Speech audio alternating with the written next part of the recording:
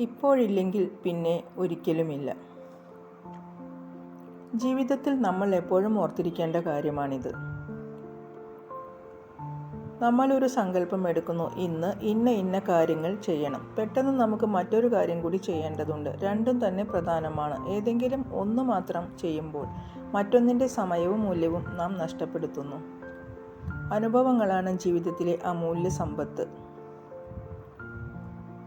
നാം എടുക്കുന്ന സങ്കല്പം ശ്രേഷ്ഠമാണെങ്കിൽ മൂല്യവും മഹത്വവും മനസ്സിലാക്കി അതിനെ പ്രയോഗത്തിൽ കൊണ്ടുവരുന്നതിന് മനസ്സ് സുസജ്ജമായിരിക്കണം. സമയം ഒരിക്കലും ആർക്കു വേണ്ടിയും കാത്തു നിൽക്കില്ല.